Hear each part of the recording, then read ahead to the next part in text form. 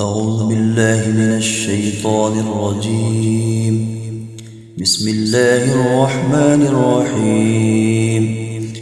تبارك الذي بيده الملك وهو على كل شيء قدير، الذي خلق الموت والحياة ليبلوكم أيكم أحسن عملا وهو العزيز الغفور، الذي خلق 7 سماوات طباقا ما ترى في خلق الرحمن من تفاوت فارجع البصر هل ترى من فطور، ثم ارجع البصر كرتين ينقلب إليك البصر خاسئا وهو حسير، ولقد زينا السماء الدنيا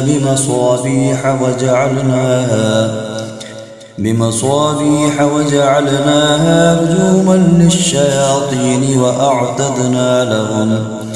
وأعتدنا لهم عذاب السعير، وللذين كفروا بربهم عذاب جهنم وبئس المصير. إذا ألقوا فيها سمعوا لها شيقا وهي تفور تكاد تميز من الغيظ كلما ألقي فيها فوج سألهم خزنتها ألم يأتكم نذير، قالوا بلى قد جاءنا نذير فكذبنا وقلنا ما نزل الله من شيء إن أنتم إلا في ضلال كبير، وقالوا لو كنا نسمع أو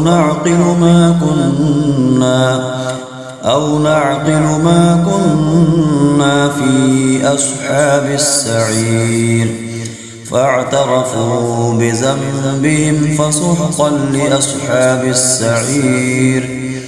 إن الذين يخشون ربهم بالغيب لهم مغفرة وأجر كبير، وأسروا قولكم أو اجهروا به إنه عليم بذات الصدور، ألا يعلم من خلق وهو اللطيف الخبير. هو الذي جعل لكم الأرض ذلولا فامشوا في مناكبها وكلوا من رزقه وإليه النشور. أأمنتم من في السماء أن يخسف بكم الأرض فإذا هي تمور، أم أمنتم من في السماء أن يرسل عليكم حاصبا فستعلمون كيف نذير.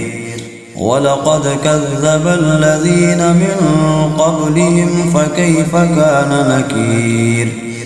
أولم يروا إلى الطير فوقهم صافات ويقبضن ما يمسكهن إلا الرحمن إنه بكل شيء بصير.